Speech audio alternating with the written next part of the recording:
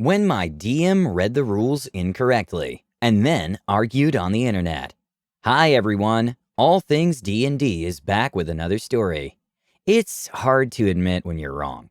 It's human nature to want to be correct. But when you're wrong, you're wrong. Especially when all of the internet says you're wrong. With references, like in this story.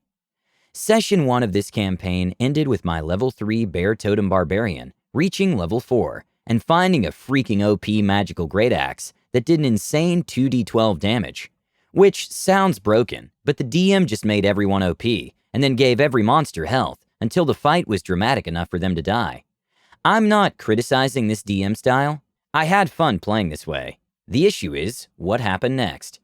In later sessions, we find out that the axe belonged to the BBEG, who used it to put a curse on the moon somehow, so it randomly does the Zelda Breath of the Wild Blood Moon thing, and summons cursed demons when it turns red.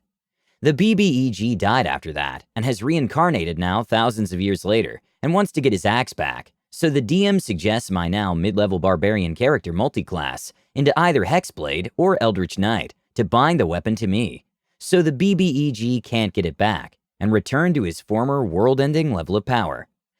I don't think you can say something is still a suggestion when the consequences for not doing it or the world you're playing in will likely end.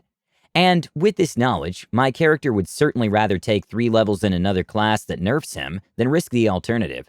So, I try to be a good sport about it and do my research on the feasibility of multiclassing into Hexblade or Eldritch Knight. Hexblade is a definite no, because as a level 7 Bear Totem Barbarian with a 2d12 axe, my entire character is built to be face-to-face with my enemies, tanking damage and raging.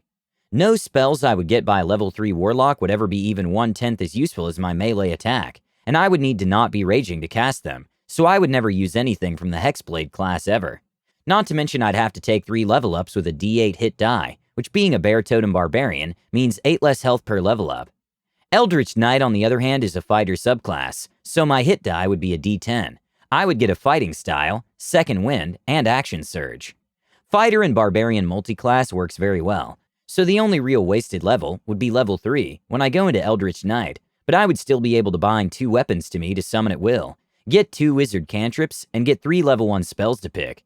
Once again though, I can't think of any way a barbarian with a 2d12 great axe is ever going to be casting spells during battle, instead of raging and tanking, so I went on r/3d6 to ask for tips on how to make this build work, and they suggested that I focus on spells that would be useful out of combat, and highlighted a few key options.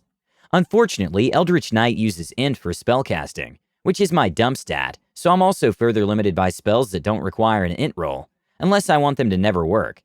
So, the options I went with were cantrips. 1. Control flames. My character has dark vision and an alchemy jug, so between being able to put out torches so I can sneak around in the night and an infinite albeit slow source of oil, I figured this might come in handy. 2. Mending. The world has a lot of islands to travel to, and even if mending only makes small repairs, that can be a huge benefit if something breaks while you're on a boat at sea. Also, I could cut locks or chains, and then mend them to make it look like I was never there. And here is where the controversy began. Spells, 2 of which must come from the abjuration or evocation schools, and the third can be any wizard spell. 1. Alarm. Gives us protection while we sleep, and can be used to monitor an area after I leave it, as long as I'm within a mile of it. Ideas that spring to mind were monitoring a safe house, where we're hiding NPCs, or making sure no one is following us down a tunnel or something. 2. Snare. Just a magical snare trap. Could be good for keeping a single person slowed down. Easy to get out of if anyone else is with you though, or giving a quick advantage at the start of combat if you can lure someone into one of them. There's no limit on how many you can set. Find Familiar. My wild card spell that can be from any wizard school of magic, and by far the most useful, as there are a wide variety of familiars that can help in basically any environment, from underwater to in the air, to in magical darkness. Owls have 120 feet dark vision, bats have blind sight, octopuses can grab things from underwater, and weasels have +5 stealth. And anything I summon can check for traps and set them off, or pick things up for me, take the help action in combat, or even trade senses with me when they go off exploring. So while Eldritch Knight is not a great multiclass for me, after about 5 hours of researching it, I'm feeling pretty good. This was my first campaign other than a couple of one-shots, so I had to research every fighting style that fighters get, as well as every wizard cantrip and every level 1 spell. I really put a lot of effort into making it the best it could be, and was more or less happy with the penalty I was taking to protect the world from the BBEG getting his weapon back. I tell my DM what I have planned, and he insists that all 3 first-level spells the Eldritch Knight takes must be from the Abjuration or Evocation schools of magic, so I can't start with Find Familiar. I showed him the wiki where it says the first 2 spells, and that I get 3 spells total, but he said the wiki didn't mean that. So then I showed him a YouTube video explaining Eldritch Knight with 10,000 views, and he said he didn't trust that guy. So then I linked him to my r/3d6 topic, asking for advice, and instead of believing the multiple people that posted on it, he decided to make his own comment on a day-old post, saying what he believed the rules said, and told me, now we'll see. Because no one was going to see his comment, and he wouldn't get the feedback he needed, I made a new post in r/3d6, asking for people to respond to his comment and help him understand the rules, and then went to bed. I woke up to him with karma in the hundreds of negatives because he had evidently dug his heels in and decided to argue with the entire internet, despite everyone telling him he was wrong. He was furious with me and told me I had disrespected and insulted him because I went on Reddit and got people to post mean comments to him. I told him I never said anything insulting about him, and I was on Reddit to ask them the best way to make the multi-class he made me take work, and that I had no control over what people would say to him if he decided to argue with everybody. Then he tried to say he was the DM and could homebrew the campaign any way he wants, and I told him that was absolutely 100% true. He could make a rule that the Eldritch Knight doesn't get any spells if he wanted, but we were having a disagreement about what was written in the rules, not how he wanted to run his campaign. And I was hoping he wouldn't homebrew Eldritch Knight to be even worse than it already was, when mixed with Barbarian for no reason. He said I was ruining his campaign because I was happy everyone was being mean to him.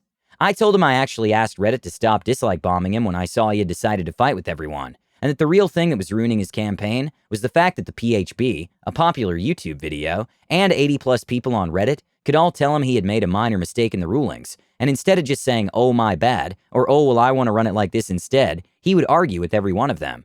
And then he called me a cheater, because for levels 3 and 4 of the Barbarian, I had misread Reckless Attack, where it said you must declare on your first attack, and assume for there to be a first attack that means I get a second attack, when I attacked recklessly, and was making 2 attacks when I used Reckless Attack. It was an honest mistake and I felt horrible about it, and the DM responded by just offering to let me make an extra attack as my bonus action now, that I was level 5, and I felt so bad that I said that was too OP and I wouldn't take it. After him trying to make a low blow, and guilt trip me over an honest mistake I made in the early levels, I still felt terrible about. I decided to leave the server, and that's how my first campaign came to an end. Please try to find another game. People are allowed to be wrong, but people also need to learn when to admit that they are wrong. There have been countless times where I misinterpreted a rule and had someone point it out to me. As DMs, you just need to readjust and go with the flow. After all, it's really about your players being happy and having fun, right? Please let us know what you think and comment below. Don't forget to subscribe to our channel, All Things D&D. Our videos are posted every Tuesday and Friday, so stay tuned for more amazing Dungeons & Dragons content.